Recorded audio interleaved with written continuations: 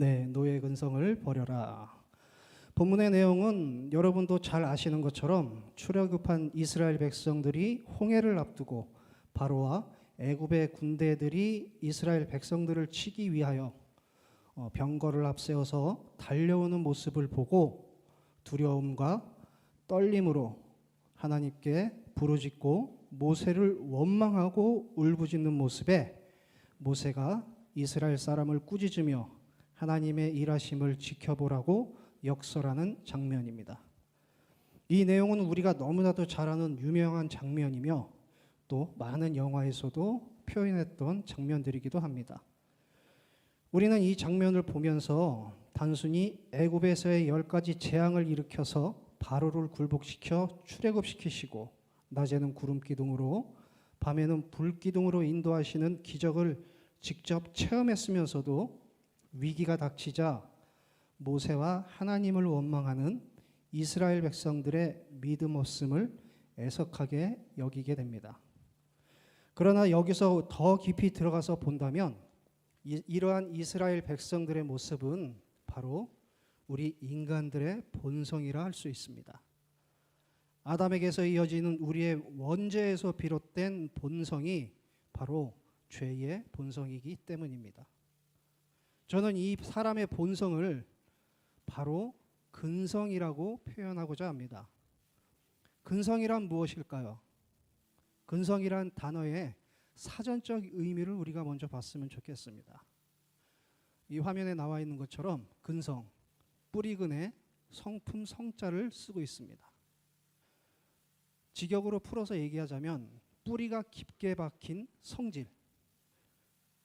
이거를 우리나라에서 사전에서는 이렇게 정의하고 있습니다. 첫 번째로는 태어날 때부터 지니고 있는 근본적인 성질, 두 번째로는 뿌리가 깊게 박힌 성질이라고 표준 국어 대사전에서는 이렇게 설명을 하고 있습니다. 또한 고려대학교에서 편찬한 한국어 대사전에서는 어떤 일을 중간에 포기하지 않고 끝까지 하려고 하는 성질이라고 정의를 내리고 있습니다. 근성을 나타내는 뜻이 이렇게 여러 가지로 사용을 되고 있는데 많은 내용 중에서도 현대에서는 이 세 가지의 내용을 가지고 많이 정의를 하고 있습니다. 먼저 세 번째 근성에 대해서 표현을 하자면은 이 세 번째 근성은 상당히 좋은 표현으로 많이 쓰고 있습니다. 직장이나 공동체 또는 운동선수들이 어렵고 힘이 들 때도 포기하지 않고 끝까지 하려는 모습들을 보면은 야, 저 친구 근성 있네, 근성이 좋네. 또 운동선수들 같은 경우에는 야, 저 선수 승부근성 끝내준다라고 표현을 하면서 그 사람을 인정해주는 표현으로 이 근성이란 단어를 사용하고 있습니다. 첫 번째와 두 번째 이 정의는 아무래도 부정적인 의미의 정의를 많이 표현하는 데 사용하고 있습니다. 제가 지금의 직장에 처음 입사했을 때 저희 사수로 계셔서 저한테 좀 일을 알려주시고 몇 년 전에 정년 퇴사하신 분이 있습니다. 평소 성실하고 근검절약하는 모습이 참 보기 좋았던 분이고 본받을 점이 많았던 분이었습니다. 하지만 이분에게는 모든 사람이 완벽할 수 없기 때문에 안 좋은 점이 좀 있었습니다. 우리가 해야 되지 않아야 될 업무임에도 불구하고 우리한테 업무를 부탁하는 측에서 회식비라도 조금 챙겨 드릴 테니까 좀 요것 좀 해주세요 하면은 이분은 그 얘기를 듣자마자 만사를 제쳐놓고 달려가서 일을 합니다. 다른 모든 일은 다 모든 순번에서 제외가 되고 그 일이 1순위가 돼버려요. 그리고 그 일을 다 끝마치고 나서 약속한 대가를 받으면은 너무나 좋아하시고 만약에 그 대가를 모른 채 하면은 두고두고 몇 달이고 몇 년이고 욕을 하면서 다니시는 분이었습니다. 참 보기에 그렇게 좋지는 않았는데 저를 비롯해서 주변의 많은 직원분들이 없는 자리에서 이런 말씀하는 건 죄송한데 어차피 이제 좀 앞으로 만나기가 힘드신 분이라 이렇게 말씀을 하겠습니다. 저분은 참 거지 근성을 가지고 살아가시는 분이구나라는 그런 표현들을 많이 하게 되는 것을 들었습니다. 거지 근성이라는 게 무엇일까요? 여러분도 방금 들으셨다시피 공짜로 바라는 거예요.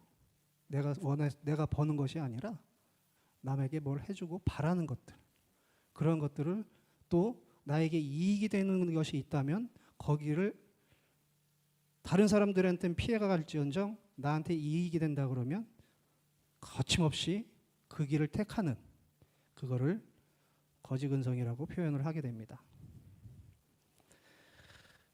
바로 인간의 본성이라고 할 수도 있지만 내가 원하든 간에 내가 원하지 않던 간에 어떠한 상황에 닥쳤을 때 무의식적으로 나타나는 그런 것들이 바로 성품이라고 표현을 하고요. 지난번 제가 말씀드릴 때 성품이라고 제가 표현을 했었고 본성이라고 표현을 했었습니다. 하지만 오늘 이 말씀을 드리는 것은 성품과 본성의 뿌리가 되는 것이 바로 근성이라는 것입니다. 여러분들은 식물은 무엇을 통해서 영양분을 흡수한다고 알고 있나요? 네, 그렇습니다. 뿌리. 저기 계속 떠 있으니까 답이 바로 나오죠. 뿌리. 여러분이 잘 아시는 것처럼 바로 뿌리를 통해 영양분을 흡수합니다. 그래서 식물에게 뿌리는 생명의 근원이요 중심이라고 할 수 있습니다. 그 뿌리를 통해 주변에 있는 영양분을 흡수해서 필요한 성분으로 바꾸고 자라고 열매를 맺고 씨를 뿌리는 모든 것들을 하게 되는 원동력이 됩니다. 하지만 그 식물의 뿌리가 뽑히게 된다면 그 식물은 바로 말라서 죽습니다.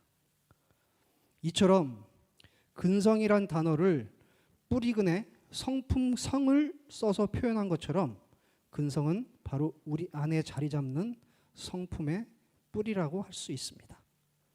뿌리를 통해 영양분을 흡수해서 성장과 결실의 자양분을 삼는 것처럼 선과 악도 우리의 근성을 통해 자연스럽게 우리에게 스며들어 삶의 자양분이 됩니다.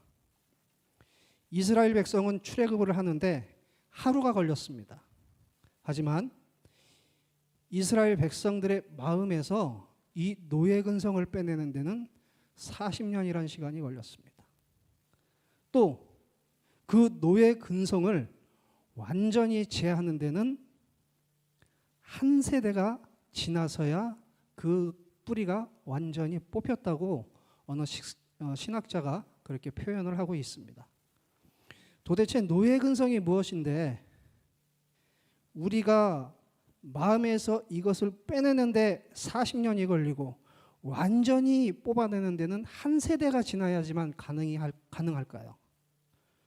그래서 저는 오늘 이 노예 근성에 대해 우리가 알고 이 노예 근성을 버리고 믿음의 근성으로 바뀌는 은혜가 이 시간에 있기를 소망합니다. 먼저 우리는 노예 근성에 대해서 간단하게 살펴보고자 합니다. 먼저 사람들은 노예 근성을 남이 시키는 대로 하거나 주체성 없이 남의 눈치만 보는 성질을 뜻하는데 말 그대로 자유가 주어졌거나 자유를 쟁취할 수 있는 상황에서도 그저 자리에 주저앉아 아무것도 하지 않고 결국 노예 상태에 만족하는 정신 또는 근성을 말한다라고 정의하고 있습니다. 한마디로 말하자면 스스로 하지도 않으면서 누가 도와주기만 바라고 더 나아갈 수 있는 상황임에도 현실에 만족해서 살아가는 정신 자세를 말하는 것입니다. 제가 어렸을 때 뿔이라는 미국 드라마를 우리나라에서 방영한 적이 있었습니다. 흑인인 쿤타킨테라는 주인공이 아프리카 마을에서 행복하게 살다가 어느 날 미국의 노예 사냥꾼들에게 잡혀서 미국으로 끌려가서 농장에서 노예로 살게 되면서부터 이야기는 시작이 됩니다. 여담으로 이 드라마가 제가 지금은 초등학교라고 그러죠. 제가 국민학교 때인가 아마 그때 했던 드라마였던 걸로 제가 기억을 하는데 그래서 흑백 TV였어요. 칼라 TV도 아니고 이 드라마가 상당히 유행을 했었습니다. 그래서 저희 국민학생들, 중학생, 고등학생들, 심지어는 대학생들도 좀 입술이 일반 우리네 사람들보다 좀 두껍거나 피부가 좀 까무잡잡한 사람들 보면은 열이면 아홉이 쿤타킨테라는 별명을 지어질 정도로 그 드라마가 유행을 했었습니다. 이제 본론으로 돌아가서 이 주인공이 자유와 고향이 너무나도 그리운 나머지 탈출을 시도하게 됩니다. 처음 탈출을 시도해서 붙잡혀서 온갖 매질을 당하고 굶김을 당하고 그래도 또 탈출해서 붙잡혀서 또 고문당하고 채찍질 당하고 그러다 또 탈출해서 결국은 사람이 발가락이 있는데 엄지발가락만 없으면 사람이 제대로 걷지를 못한다 그래요. 이 엄지발가락이 발의 중심을 잡아주는 또 힘을 모아주는 역할을 하기 때문에 엄지발가락만 없어지면은 걷기는 하지만 뛰지도 못하고 오래 걷지를 못한답니다. 그래서 이 드라마에서도 결국에는 이 쿤타킨테라는 주인공의 양쪽 엄지발가락을 잘라서 도망 못 가게 하는 그러한 형벌을 주게 됩니다. 결국에는 도망갈 처지가 되지 못하니까 이 쿤타킨테라는 주인공이 그 노예 생활에 적응하면서 가정을 이루고 자녀들을 낳고 하지만 자기가 어떻게 붙잡혀와서 이렇게 생활을 하며 자기의 고향이 어땠는지 자기 고향의 말을 후손들에게 알려주고 고향이 어떠한 모습이었는지를 알려주고 내가 또 어떻게 붙잡혀와서 우리가 어떻게 노예 생활을 했는지를 후손들에게 다 알려주게 됩니다. 나중에 남북 전쟁이 끝난 후에 그 쿤타킨테의 후손들이 그 쿤타킨테의 얘기를 회상하면서 이 드라마는 끝이 나게 됩니다. 많은 노예들이 남북 전쟁을 통해서 자유인의 신분이 됐습니다. 그런데 그 자유의 신분을 택한 사람보다 오히려 노예의 신분을 원했던 사람들이 더 많았다고 합니다. 그 이유가 뭘까요? 바로 먹고 사는 문제에 직면했기 때문입니다. 배운 것도 없고 아무 기술도 없기 때문에 독립해서 살기가 두려웠던 거고 일만 열심히 하면 나를 때리든 어쨌든 간에 밥은 먹여주니까 그냥 그렇게 살 수 있다는 그러한 안심이 들어서 다시금 노예의 자리로 돌아가기를 원했다고 합니다. 우리의 선조들도 마찬가지였습니다.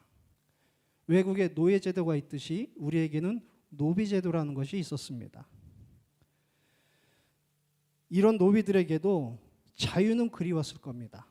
우리가 국사 시간에 배우다 보면 무슨 천민들, 노비들이 일으킨 밀란들에 대해서도 우리가 많이 배웠습니다. 지금 갑자기 제가 생각이 안 나서 무슨 난이다 이렇게 말씀을 못 드리지만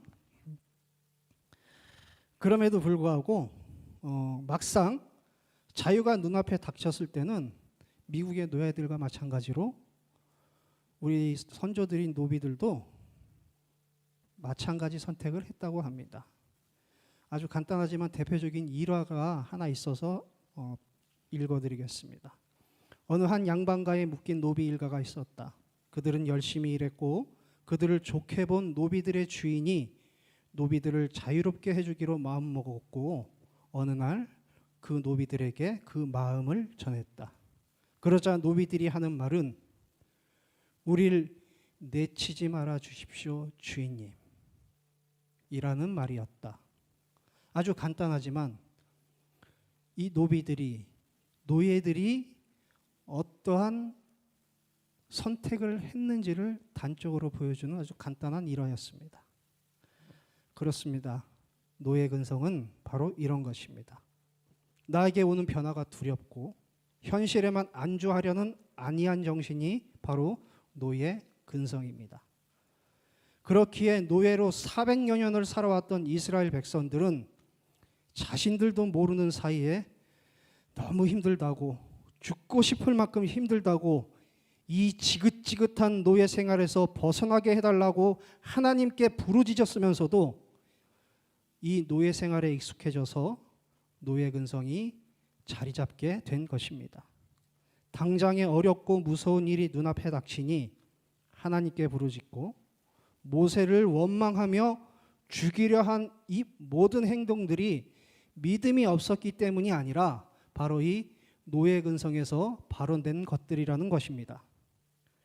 우리가 주님을 구주로 영접하고 새롭게 거듭나서 믿음의 삶을 살아가고자 주님의 이름으로 기도하고 약속하고 그 삶을 이어가려고 부단한 노력을 하지만 결국에는 다시금 죄에 넘어지고 죄로 인해 주님과 멀어지는 삶을 살아가는 나의 모습에 실망하면서 몸부림치면서 죄를 떨쳐내려 해도 너무나도 힘겨운 것이 사실입니다.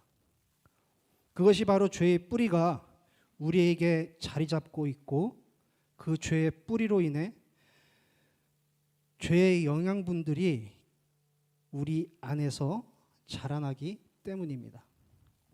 이 노예 근성이 처음부터 우리에게 자리 잡고 있었을까요?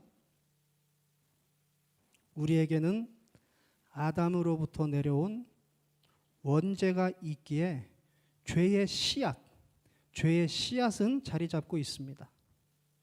그 죄의 씨앗이 우리가 세상을 살면서 싹을 틔우고 그 싹이 자라나면서 뿌리가 박히고 그 뿌리가 커지면서 죄에 사로잡힌 노예가 되어서 노예 근성으로 삶을 살아가게 되는 것입니다.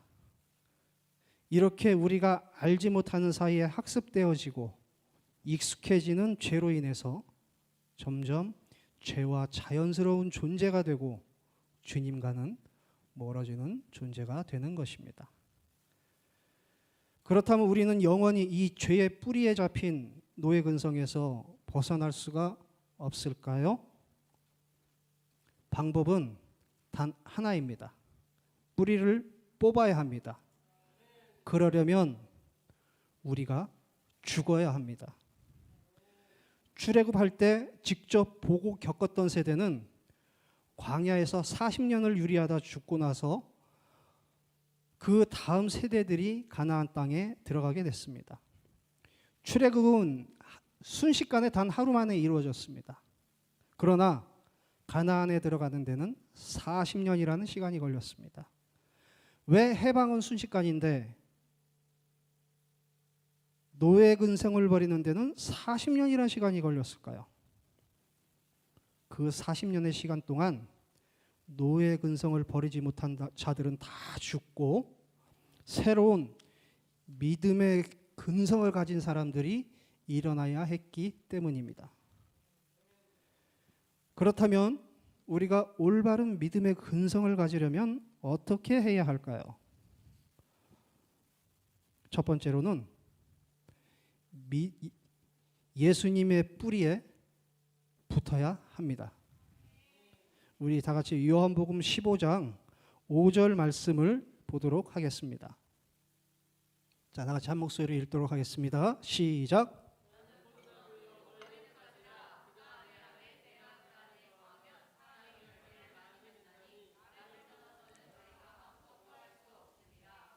네, 우리가 아주 잘 아는 말씀이죠. 그렇습니다. 이 말씀처럼 우리는 예수님의 뿌리에 붙어야 합니다. 우리는 원죄의 뿌리를 가진 죄의 노예들이기 때문에 우리 스스로는 믿음의 뿌리를 가질 수가 없습니다.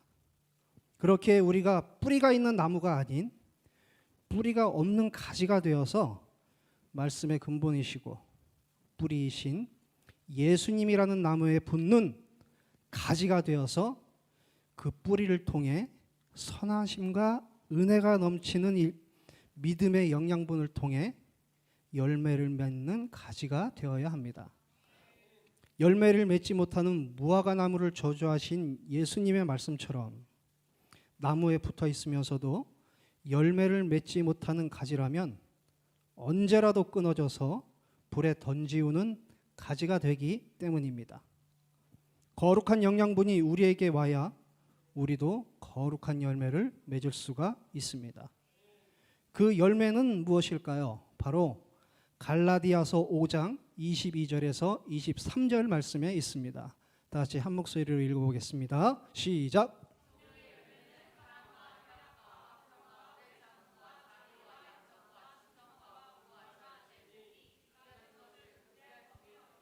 아멘. 그렇습니다. 바로 성령의 열매입니다. 열매는 뿌리가 달린 원나무에서 나는 것이 아닌 나무에 달린 가지에서 나는 것입니다. 그렇게 우리는 죄의 뿌리를 없애기 위해서는 우리가 죽고 예수님의 뿌리가 있는 나무에 달려서 아름다운 성령의 열매를 맺을 수 있는 믿음의 가지가 되는 저와 여러분이 되시기를 주님의 이름으로 부탁을 드립니다. 두 번째로는 믿음의 훈련을 받아야 합니다. 히브리서 11장에는 많은 믿음의 영웅들이 나옵니다. 그 믿음의 영웅들은 하나같이 자신의 힘으로 싸운 것이 아니라 하나님의 힘으로 싸웠습니다. 믿음의 영웅들은 하나님은 위대하시다. 여호와 하나님은 나의 힘이다. 하나님은 내 편이시다. 하나님이 나의 기업이다 라고 고백하며 자신에게 맡겨진 사명을 다 감당해냈습니다. 미디안의 사람 기드온은 300명의 군사로 미디안의 대군을 물리쳤고, 모세는 바로왕 앞에서 호통을 치면서 출애굽의 기적을 이뤄냈습니다. 또한 갈렙은 어땠습니까? 이 산지를 내게 주소서라는 믿음의 고백으로 하나님께서 약속하신 땅을 성취할 수 있었습니다. 그 또한 우리가 가장 크게 영향을 받고 잘 알고 있는 믿음의 사람 사도 바울 또한 자기가 죽는 자리인 줄을 알면서도 로마로 가서 복음을 전했던 것입니다. 이 믿음의 영웅들이, 아니 우리 많은 믿음의 선조들이 단 한순간에 변화돼서 이 믿음의 고백을 하고 맡겨진 사명을 감당했을까요?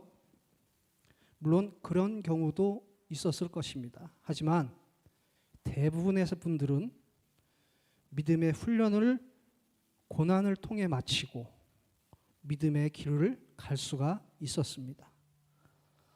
기초부터 꾸준한 훈련과 연습을 통해 자신의 기량을 유감없이 발휘하는 운동선수나 군인들처럼 우리 믿음의 사람들 또한 믿음의 훈련을 통해 믿음의 삶을 살아가는 자가 되어야 할 줄로 믿습니다. 마지막으로는 믿음의 공동체에 속해 있어야 합니다. 에베소서 2장 19절부터 22절 말씀을 보도록 하겠습니다. 다 같이 한 목소리로 읽어보겠습니다. 시작.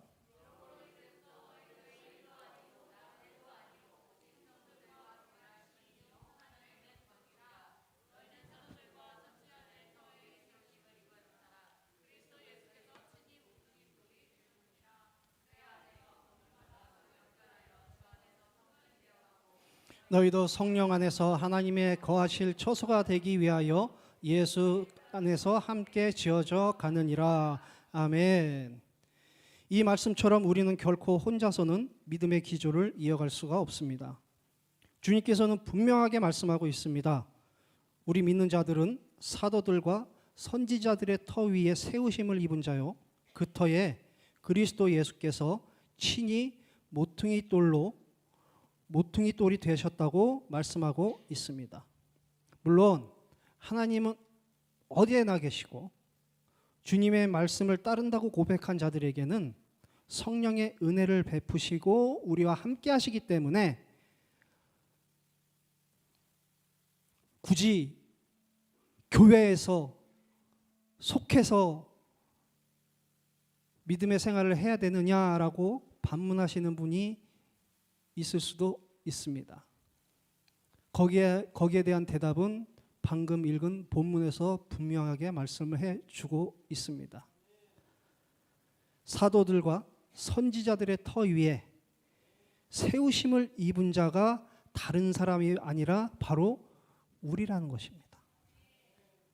바로 우리의 모퉁이 돌을 예수님께서 친히 원하셔서 우리의 모퉁이 돌이 되어 주셨다는 것입니다. 그런데도 혼자서 믿음 생활이 가능하다고 믿는 것은 크나큰 착각이요 어불성설일 것입니다. 나무를 보십시오. 나무에 가지가 한 개나 혹은 두세 개만 있는 나무라면 그 나무는 오래가지 못합니다. 왜? 그 나무는 뿌리가 약하기 때문입니다. 옛날 속담에 뭐 가지가 많은 나무는 바람 잘 날이 없다고 하지만 가지가 많은 나무는 열매를 많이 맺고 또 가지가 서로가 서로를 지탱해주며 지켜주기 때문에 거센 비바람에서도 버틸 수가 있습니다. 뿌리가 깊은 나무는 튼튼합니다. 뿌리가 튼튼한 나무는 가지를 많이 뻗고 그 가지에는 많은 열매를 맺습니다. 그 뿌리는 뽑히지 않는 이상에는 나무가 꺾이더라도 다시 자라나고 가지를 벌리고 그 가지를 통해 다시 열매를 맺습니다. 우리는 예수님이라는 믿음의 뿌리에서 뻗어나는 가지가 되어야 할 줄로 믿습니다. 그 어떠한 고난과 역경에도 깊숙하게 내려서 믿음의 영양분을 주시고 우리의 든든한 버팀목이 되어주시는 예수님이라는 뿌리에 온전히 붙어있는 가지가 되시기를 소망합니다. 그리하여서 믿음의 나무에서 뻗어난 가지에서 사랑, 희락, 화평, 오래 참음, 자비, 양성, 충성, 온유, 절제의 아름다운 성령의 열매를 맺을 수 있는 사랑하는 저와 우리 은정교회 모든 분들이 되시기를 주님의 이름으로 부탁을 드립니다.